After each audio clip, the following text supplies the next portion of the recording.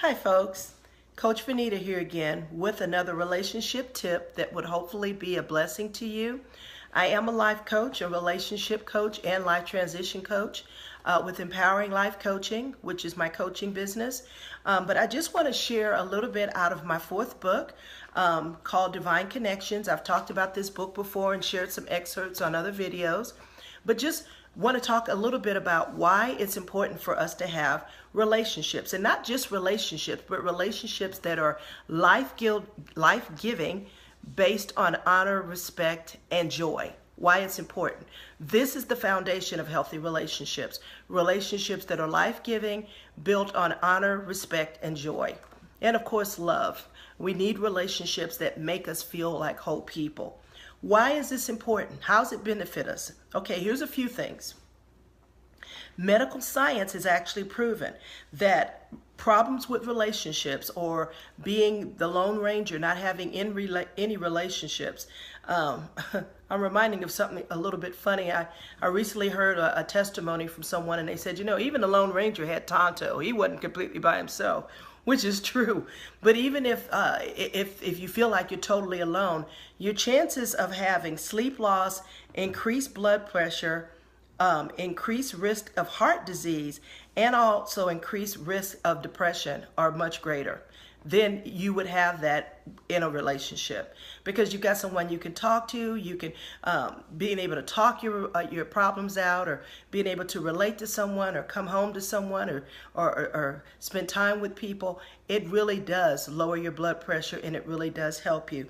Also, according to an article from the American Academy of Sleep Medicine, loneliness can not only just result in sleep fragmentation, but also troubling factors that can result in other life-giving situations in your life, such as cognitive decline.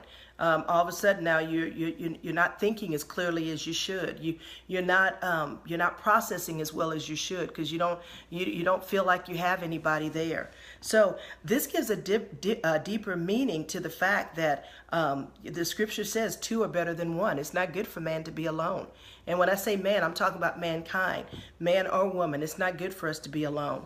Also, relationships provide opportunities for us to serve others. When how good does it feel when you're able to help somebody else other than yourself? So that's one of the things. Also, being able to share with someone, spend time with people, see the joy that builds your joy.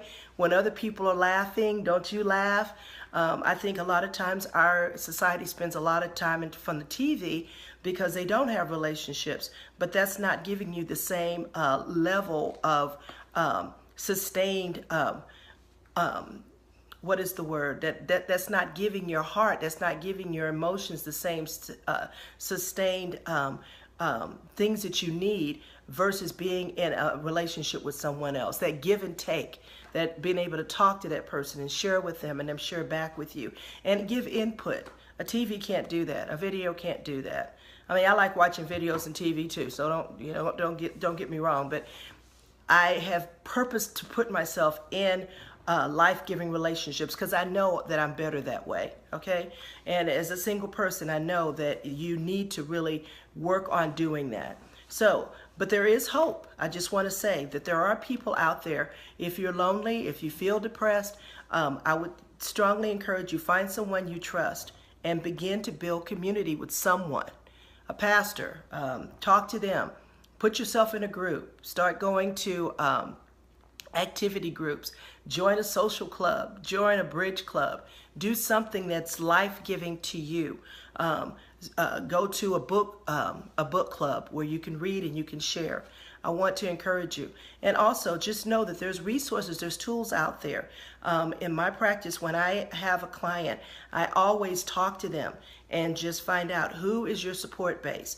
I can be a support base, but who is your long-term support base when you're not coming to me for coaching anymore? And I want to teach them how to learn how to do that. So just want to encourage you that there is hope.